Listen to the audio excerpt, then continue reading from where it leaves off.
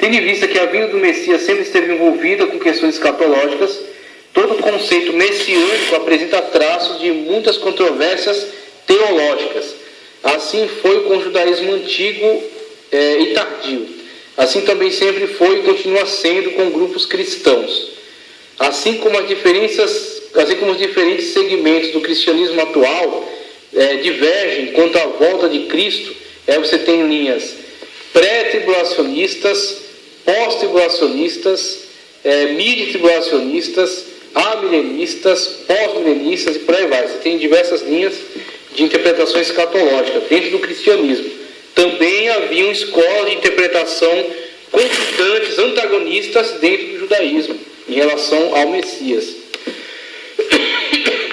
Quanto à volta de Cristo para arrebatar a igreja, o milênio, o período tribulacional, também havia entre os judeus nos tempos de Jesus muitas divergências acerca daquele que seria no fim dos tempos o mediador, pois os judeus não eram unânimes quanto ao modo de pensar acerca de seu Messias esperado.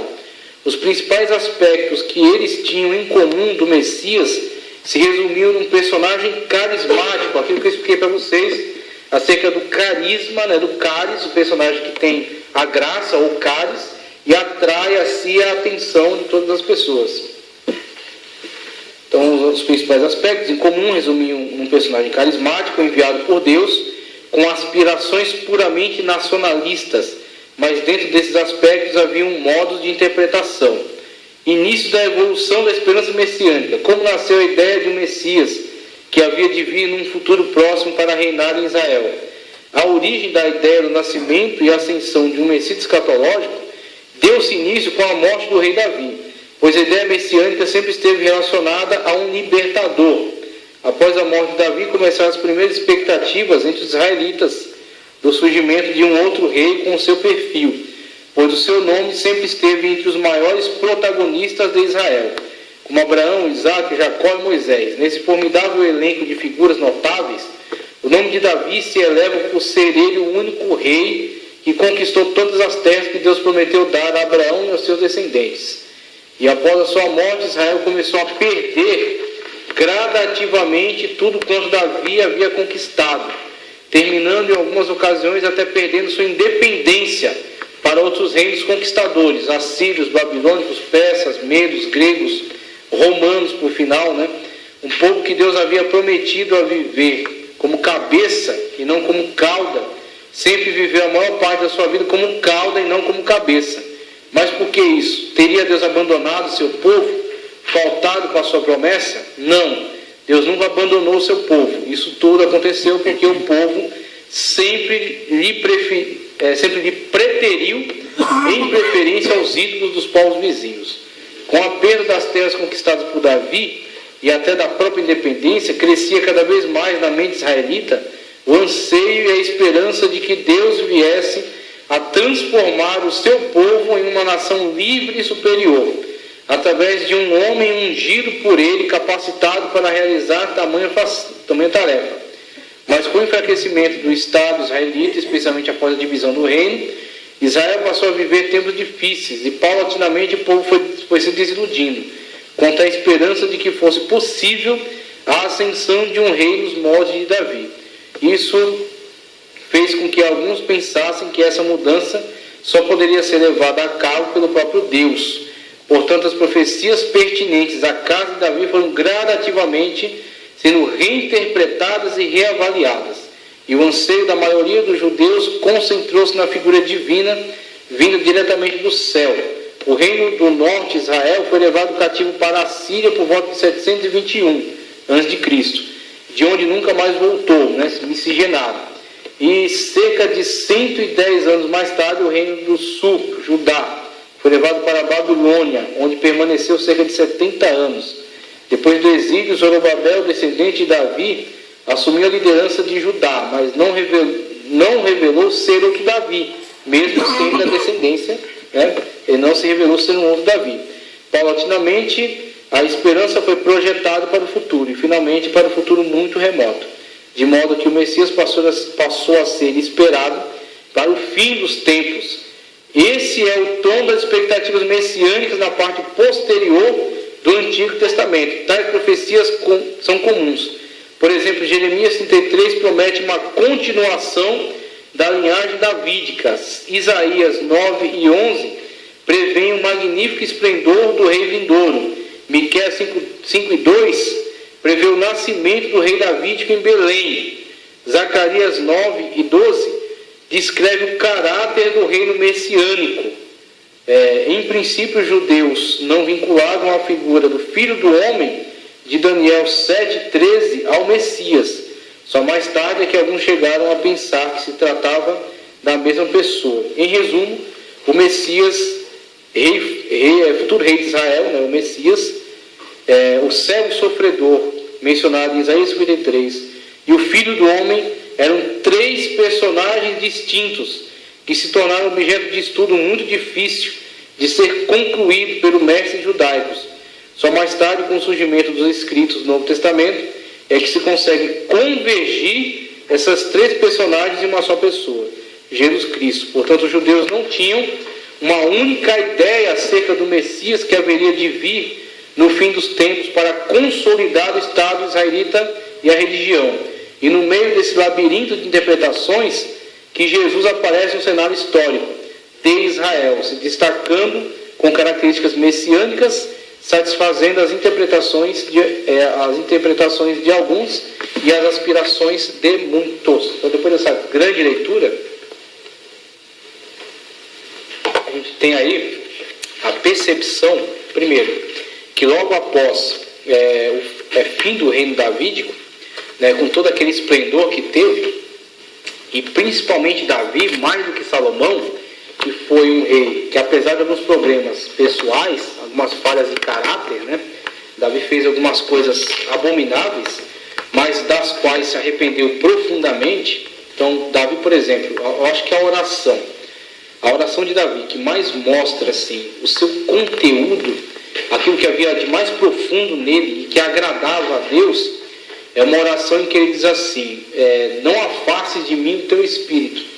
Então, quando Davi ele faz essa oração, ao meu ver, ele está colocando à disposição de Deus tudo aquilo que o cercava e que lhe conferia glória, e que lhe conferia poder e que lhe conferia conforto, toda a realeza, toda a pompa e circunstância, né?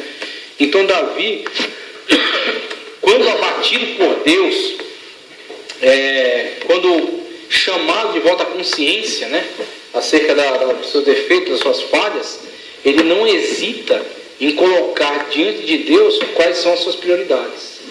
Então, a prioridade de Davi, diante de uma oração dessa, é: não retire de mim o teu espírito, mesmo que retirando todas as outras coisas, mesmo que perdendo todas as outras coisas. A prioridade é que não retire de mim o teu espírito. E aí, com isso, Deus encontra um homem segundo o seu coração, um homem que lhe agrada, né, que Deus não está buscando pessoas que são em si mesmo perfeitas e certinhas e corretinhas. Deus está buscando pessoas que reconheçam os seus defeitos, suas falhas, e esperem dele, né, no Senhor, a salvação, que se submetam, né, que submetam como o servo se submete ao seu Senhor. De mais importante, exatamente, que Deus seja prioridade, né? Então, Deus, para Davi, era a prioridade. O Espírito de Deus era a prioridade para ele, acima de todas as demais coisas. Aonde estiver o teu tesouro, ali estará o teu coração. Assim Jesus Cristo disse, né? Então, por mais que às vezes a gente se deixe levar por algumas ilusões, quando a gente torna a si, a gente sabe, sabendo priorizar aquilo que é importante, que é Deus, né, que é a sua palavra, que é o Senhor Jesus, o nosso Salvador, né, se arrepender dos pecados e encontrar nele perdão e salvação, é aí onde nos encontramos conforme o coração de Deus. Então, falecendo esse rei, mesmo vindo depois Salomão, o seu descendente, mas Salomão com toda a sua glória e toda a sua sabedoria, se perdeu, porque aquilo que Salomão mesmo nos deixa registrado, em grande parte da sua vida não foi por ele vivido. Salomão, ao meu ver, veio entender muito daquilo que ele nos deixou registrado após, na sua velhice. Que alguns defendem isso, inclusive eu entendo que seja assim, que o livro de Eclesiastes foi escrito na velhice de Salomão. depois de vivenciar muitas situações e agora refletindo sobre a vida, quando ele cai em si, né, e vê toda a tolice na qual ele havia se metido, né, toda aquela pujança, né, de muitos casamentos, muita riqueza, muito ouro, muitos cavalos, muito poder, e toda aquela idolatria sórdida a qual ele se deixou levar. Em Eclesiastes ele cai em si e faz uma reflexão profunda sobre a vida. Ele se encontra com Deus. E em Provérbios Salomão diz que o temor de Deus é o princípio de toda a sabedoria. Então não adianta acumular saber, inteligência, informações, conhecimento, se tudo isso não estiver fundamentado pelo temor. Porque senão isso não vai servir para você crescer diante de Deus, mas somente para você ser soberbo, né, a entender-se falsamente autossuficiente e com isso se perder. Tem muita pessoa que com tanta inteligência se perde, e tem muitas pessoas que com pouco conhecimento encontram o caminho certo. Como a Bíblia diz que nem os loucos errarão. Nem os loucos errarão o caminho. Por quê? Uma vez que ele se deparar com esta possibilidade de salvação em Cristo, se ele aceitar, mesmo sendo louco, ele será salvo, porque ele é salvo em Cristo Jesus. E aí temos o temor. O temor é o princípio de toda a sabedoria. E aí vemos que Salomão depois chegou a esse conhecimento. Uma vez Davi saindo do quadro histórico, nasceu essa expectativa do rei que virá substituir, porque havia a promessa que não faltará rei que se assente sobre o trono davídico. E aí o povo começou a construir o seu conceito de Messias. E o conceito de Messias do povo estava relacionado à figura davídica. E aí, quando nós temos a questão da construção popular acerca do Messias, futuramente veremos um contraste entre essa construção popular e o Messias de fato. O Messias de fato, o Messias de Deus, é aquele mesmo Jesus, né, que traz sobre si todo o peso do principado, que traz sobre si todas as características, né, e os papéis que ele desenvolveu e desempenhou de uma forma muito perfeita, muito completa, né? Então Jesus era o Messias, sim, Jesus era o Messias, só que o mesmo Jesus Messias era o Jesus servo sofredor. O mesmo Jesus Messias e servo sofredor era o Jesus sumo sacerdote, né? O Jesus sumo sacerdote era também o Jesus filho do homem, né? E aí todas essas características importantes, fundamentais e reveladas ao longo da Escritura estão todas se concatenando e cumprindo-se em Cristo. Então, por exemplo, o servo sofredor estava diante de Pilatos, né, humilhado, surrado, né, com a sua face caída, né, diante de todo o sofrimento que passou ao longo da madrugada, foi profeteado, acusado, foi cuspido, estava num processo de julgamento, e perante Pilatos faz alguns questionamentos, ele não responde, e Pilatos, de uma forma muito ingênua, ele volta-se para aquele homem que estava diante dele, aquele homem moído que estava diante dele, surrado, e ele fala com toda a sinceridade de um tolo, né? Ele diz assim, não sabes que eu tenho poder sobre ti para te libertar ou para te condenar? E aí Jesus trata de atualizar Pilatos sobre qual é o seu estado real, qual é a sua real situação em todo esse quadro histórico. E aí Jesus fala para Pilatos, primeiro, meu reino não é daqui. Porque fala, né? Você é o rei dos judeus, por que os judeus não te socorrem, ou não te libertam, ou não estão brigando por você? E aí Jesus deixa muito claro para Pilatos que o reino dele não é daqui. Jesus é o Messias. Só que Jesus não é o Messias de um reino político, geográfico. Jesus não é o Messias de uma terrinha num canto do mundo. Jesus não é o Messias de um determinado sistema político, econômico, autoritário. Jesus é o Messias do reino de Deus.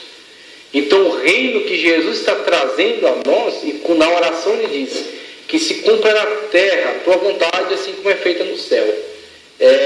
No reino de Deus, a vontade de Deus é plenamente realizada. E o reino de Deus é aquele que está entre nós. Nós somos integrantes do reino de Deus. E Jesus é o Messias no reino de Deus. Jesus é o rei deste reino. Meu reino não é da terra, meu reino é do céu.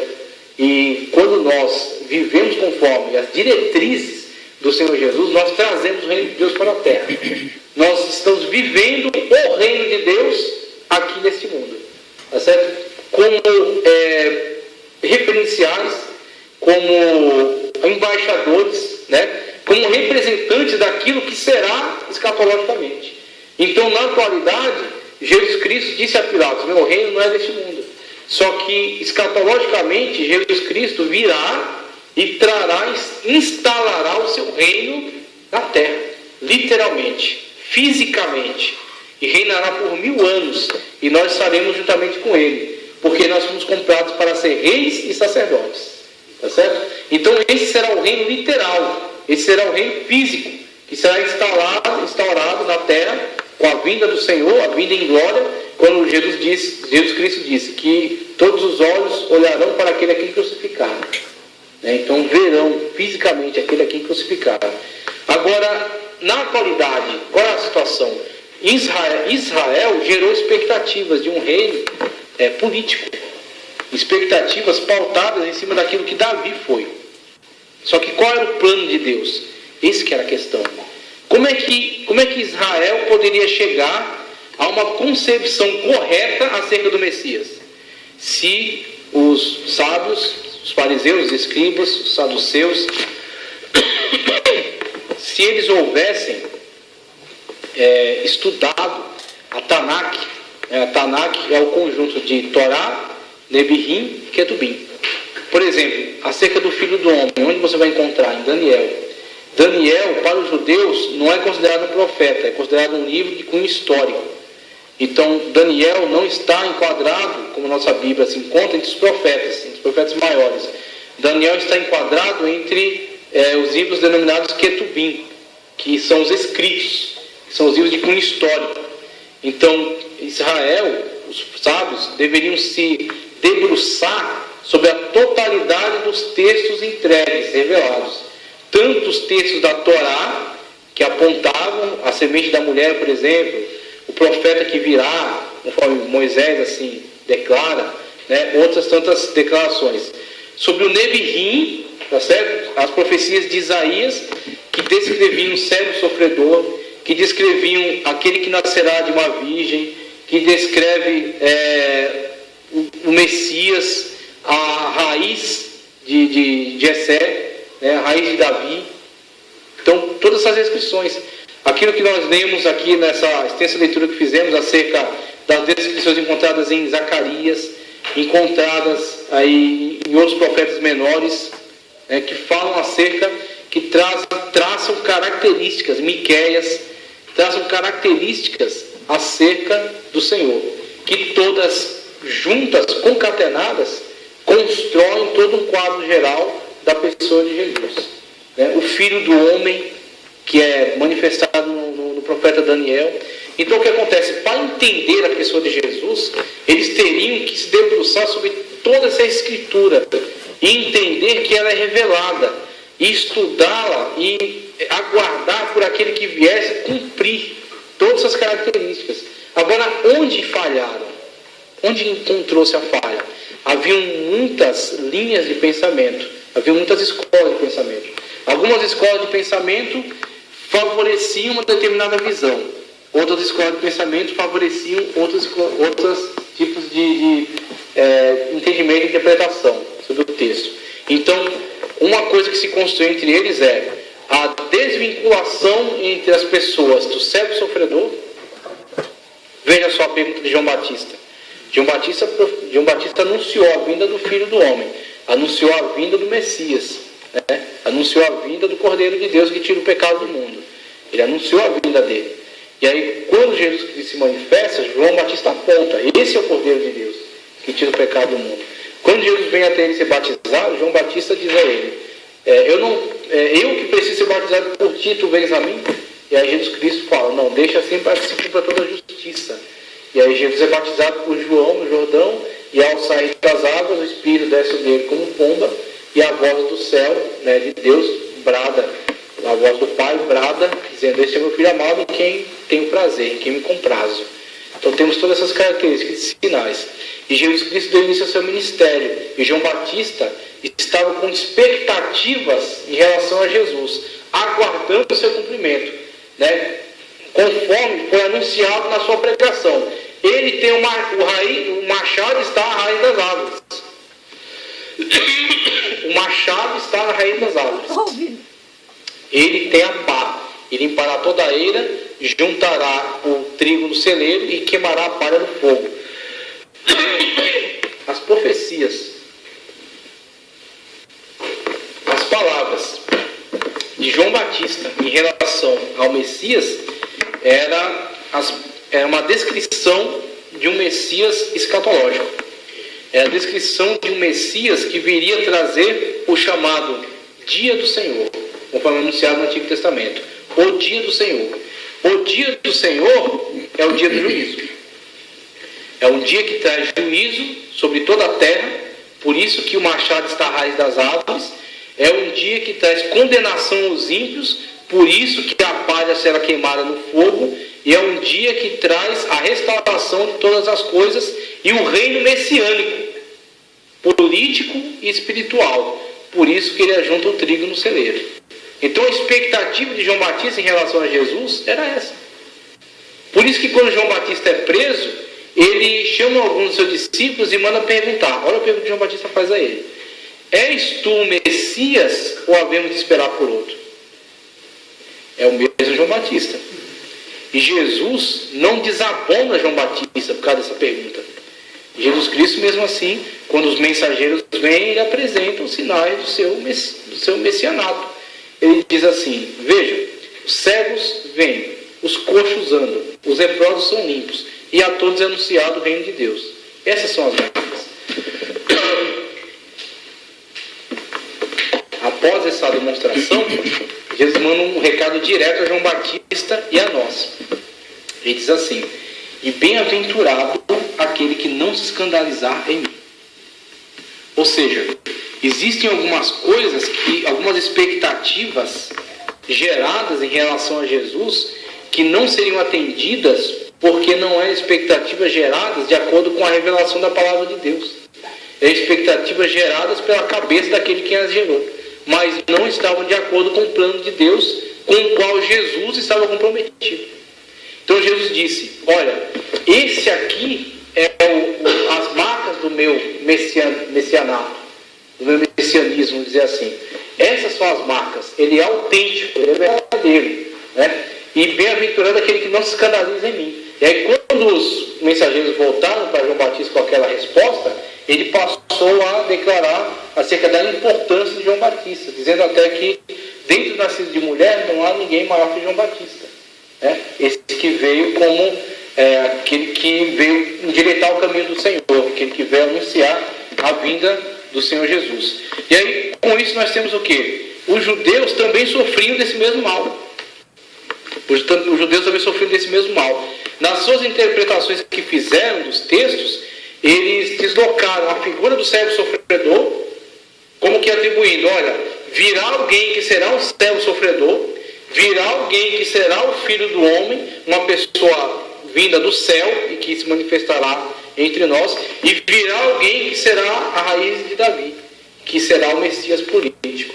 E aí começar a estudar essas figuras deslocadas, esperando que cada uma se manifestará em determinado momento. Essa era uma linha de pensamento, né, que deslocava essas figuras, e havia outras linhas de pensamento que eram mais simplistas, mesmo que as unificando, esperavam um cumprimento da manifestação messiânica, trazendo consequências políticas. Aí você tem, por exemplo, os zelotes. Os zelotes eram uma milícia. Alguns dos discípulos de Jesus eram zelotes. Você tem aí, por exemplo, Simão, você tem Pedro, você tem, alguns dizem Judas Iscariotes, também era zelote. Então, essas pessoas, as expectativas que elas geravam em relação ao Messias é que ele viesse libertar Israel dos romanos. Essa era a grande pendenga deles, a grande luta deles. E aí, quando Jesus vai exercendo seu ministério, mostrando que o reino de Deus instaurado entre nós é o reino da salvação por meio da graça, é o reino que está entre nós, dentro da igreja, e que só no tempo escatológico ele será um reino literal, que reinará politicamente sobre a terra. os discípulos vão interagindo com essa mensagem, mas vão demorando para compreendê-la. Eles tanto demoram a compreender essa mensagem, que quando Jesus está sendo um assunto aos céus, qual é a pergunta que eles falam? Será por essa época que o Senhor restaurará o reino a Israel? Essa é a pergunta típica de uma pessoa que estava gerando a expectativa de um Messias político. E aí qual é a resposta que Jesus dá a eles? Não lhes compete saber o tempo acerca dessas coisas.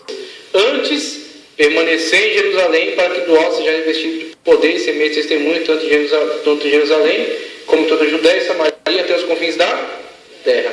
Então, novamente, Jesus puxa os discípulos de volta para seu compromisso. Tá? Puxa os discípulos de volta para o seu plano, o seu projeto. É com isso que nós temos que nos deparar. Jesus não está aqui para atender a minha e a sua expectativa como Messias, o que nós entendemos de Messias. Jesus está aqui para realizar aquilo que, de fato, Ele mesmo revelou na sua palavra que iria realizar. As características do messianismo de Cristo é esse. Meu reino não é daqui. Meu reino não é desse mundo. Né? E o reino de Deus que está entre nós é o reino de Cristo, o reino do Messias. Ele é o Messias do reino de Deus. E o reino de Deus está entre nós. E o reino de Deus será instaurado na terra escatologicamente, no futuro escatológico. Tá certo? Aí temos essas questões em torno do messianismo, de messianato de Cristo. E aí, discutindo no Novo Testamento, já para encerrar, no Novo Testamento, temos aqui, ele fala um pouco acerca da entrada de Jesus no mundo, de uma forma sutil, no primeiro parágrafo ele fala disso. E aí, quando temos esse tipo de características no messianismo de Cristo, messianato dele, nós vemos que elas estão em contraste, estão de uma forma muito distante das expectativas e esperanças que as pessoas geram em torno de um rei. Então, Jesus Cristo é o Messias, Jesus Cristo é o rei. Mas como é que um rei nasce numa manjedoura?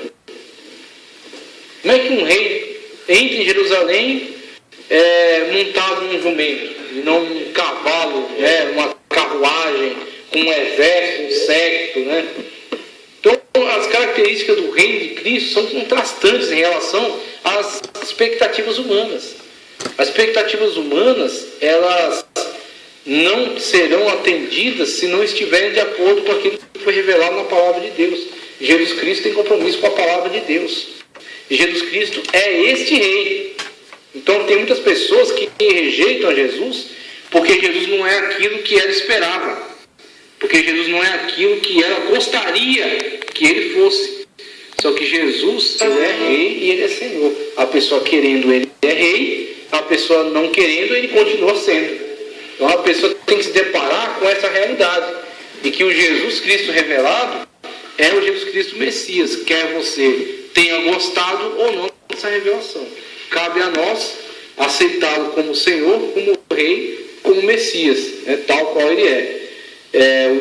Então aqui no Novo Testamento trata basicamente acerca disso. Com frequente uso do título Filho do Homem, Jesus revelava aos seus discípulos sua missão messiânica, mas por outro lado ele ocultava isso ao público.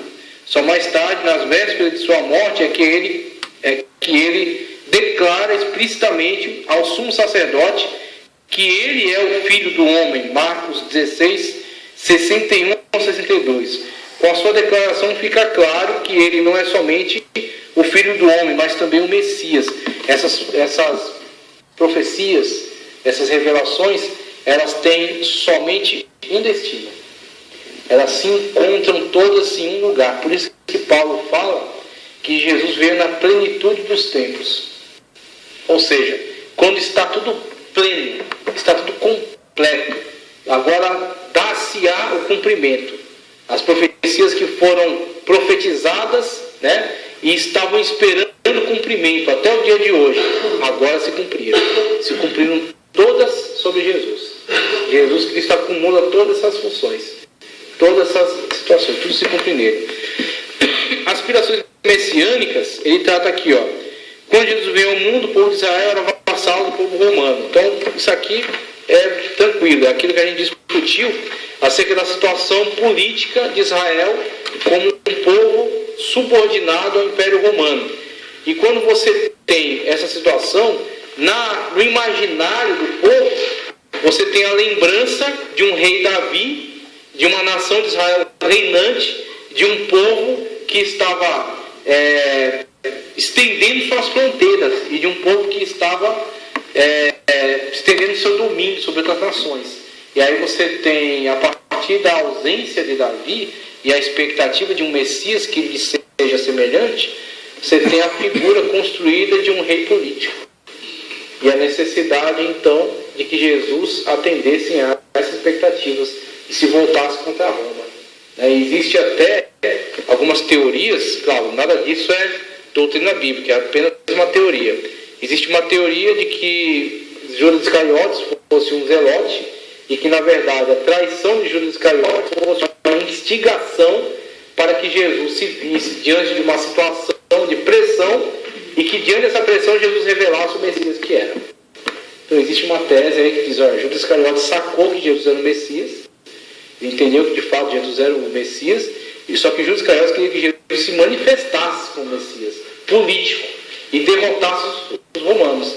Aí diz, olha, ele bolou um plano, eu vou vendê-lo, eu vou trazer o exército, vou colocar diante de Jesus no Getsemane e vou sinalizar quem é ele. Quando os exércitos partirem para cima dele, ele vai ter que se manifestar.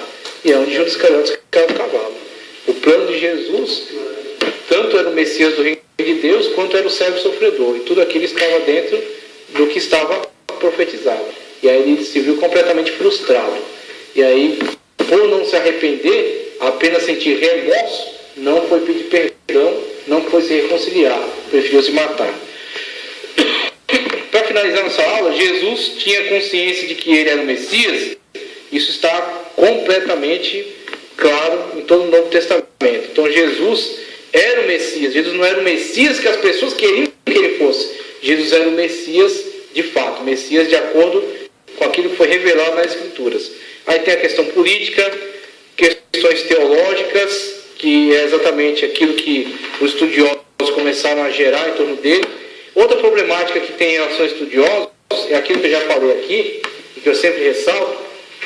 Para os judeus, tanto naquela época como hoje ainda é assim, existem duas Torás. Existe a Torá oral e a Torá escrita. A Torá escrita é a Bíblia, o Antigo Testamento. A Torá oral são as tradições. E no meio dessas tradições, muitos sábios pintaram a figura do Messias com as suas tintas. E os seus discípulos esperavam que o Messias fosse de acordo com aquilo que os seus mestres tinham ensinado. E é onde Jesus fala, assim disse os antigos, eu porém vos digo. Jesus tinha compromisso com aquilo que ele revelou na palavra de Deus, e não com aquilo que os homens disseram acerca dele. No ato do batismo, como eu já descrevi, é manifestada